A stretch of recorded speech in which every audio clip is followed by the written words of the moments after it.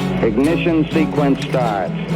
6, 5, 4, 3, 2, 1, 0. Liftoff. We have a liftoff.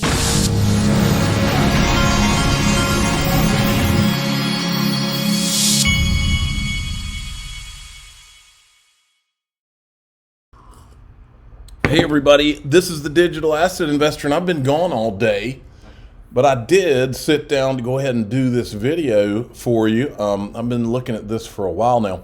XRP $1.20 minimum moves. For me, I'm still confident the move to 120. Yellow channel still holding XRP. So we got Agrag Crypto calling for a 120. Give me a BlackRock XRP ETF, and I'll show you 120. More on that in a minute. Just in largest Bitcoin ETF, here's the inflows. Bitwise 237 million, Fidelity 227 million, BlackRock 111 million, ARK 21 shares 65 million. I'm kind of surprised. I figured BlackRock would be leading the way. And here's a commentary from the Robinhood Chief Brokerage Officer. And so from a behavioral standpoint, here's what we saw. A third of the people that participated in buying one of these 11 new ETFs actually sold some equity. So basically what they did is rebalance their portfolio. 20% of these purchases or sales happen in a retirement account. And we think that's quite interesting. And finally, the other thing that was quite interesting was GBTC, the Grayscale one, it was a net sell across Robinhood, both in retirement and self-directed. And what those people did was rolled into one of the other ones. And I believe that was just a direct result of just trying to be more cost efficient, because from an overall cost standpoint, the other 10 are probably much more cost efficient, and they have a better tracking record. Now, we have been seeing a lot out of Larry Fink and BlackRock, and I wanted to set the stage to remind everybody, because many of you were not there. But back in, I believe it was 2019, Robbie Mitchnick, who was with Ripple, left to go to BlackRock to head up their digital asset division. And for those of you that also don't know, Robbie Mitchnick was the one who, with Susan Athey, created the XRP valuation, a model for the XRP valuation. I don't think it was while he was at Ripple. He was at Stanford, I believe, at the time. But anyway, then he went on to Ripple. Then he goes to BlackRock. So I wanted to show you what he had to say back in 2019 while he was at BlackRock, leading into the Larry Fink stuff. So we talked about how there was a lot of enthusiasm about crypto in 2008 with the initiation of the first birth of Bitcoin, if you will.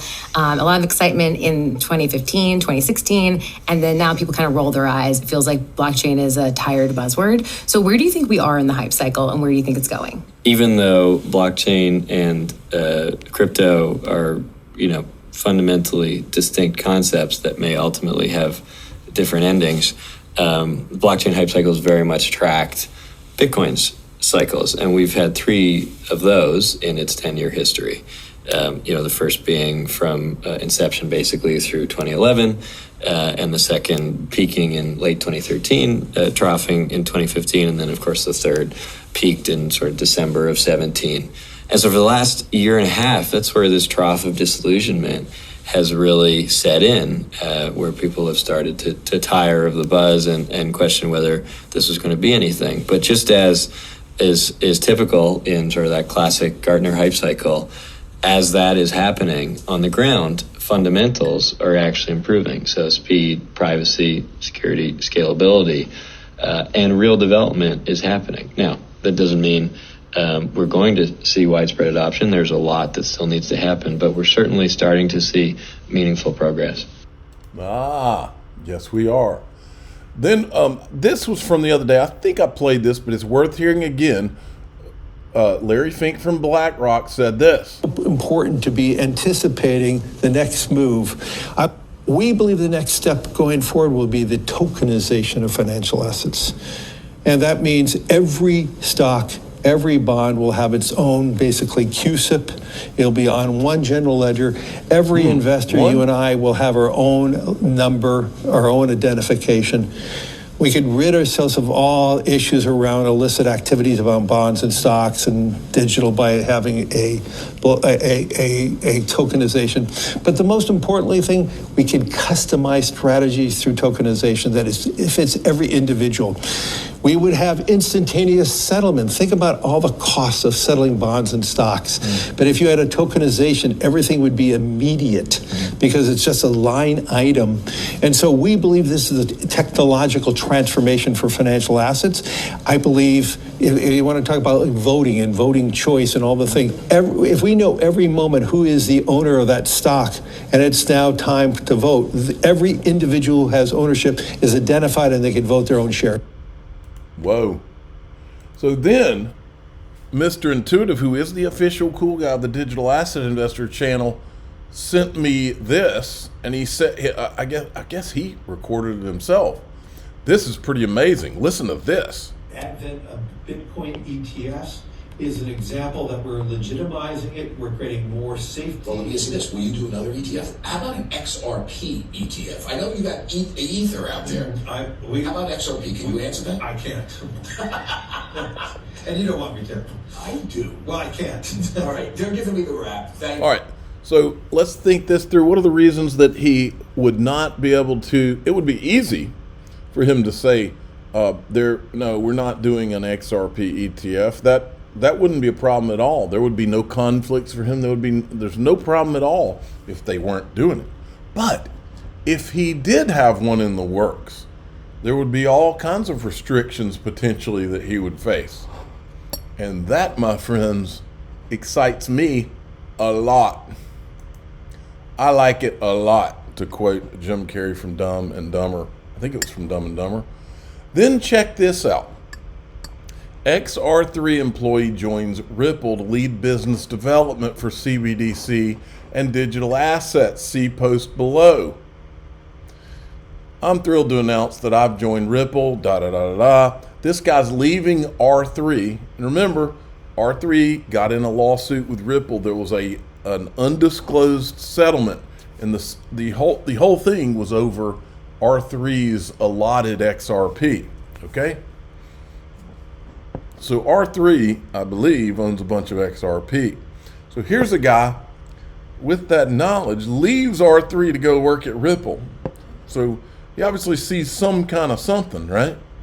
Says, with the approval of the Bitcoin ETF, the world of traditional finance has heralded in at the age of cryptocurrency going mainstream. I am extremely impressed by Ripple's robust enterprise blockchain solutions and the public XRP ledger that have stood the test of time, well over a decade, processing billions of transactions, helping companies and individuals move money in seconds and with absolute security and finality. He said that almost like he knew it was they had been testing it all these years. My question is, after the test, what happens? Maybe there's a switch that gets flipped.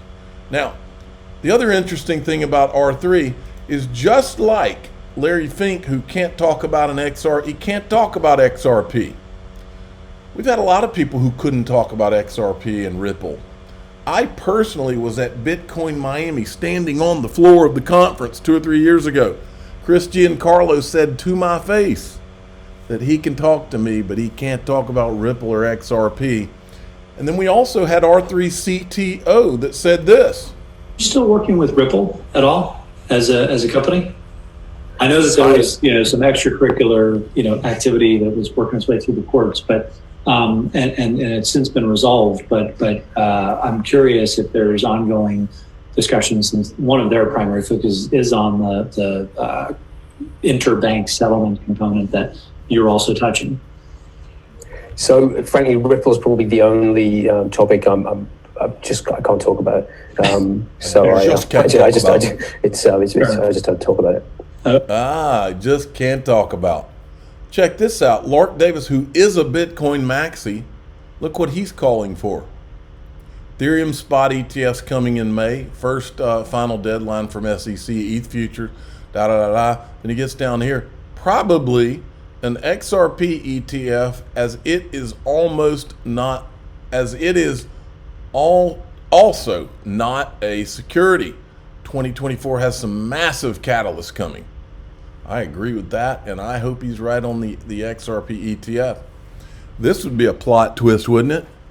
Crypto CEO claims Ethereum is the next FTX. Uh-oh. Stephen Narioff says people were shocked when I said Ethereum is a fraud like FTX, or that the DAO hack was an inside job.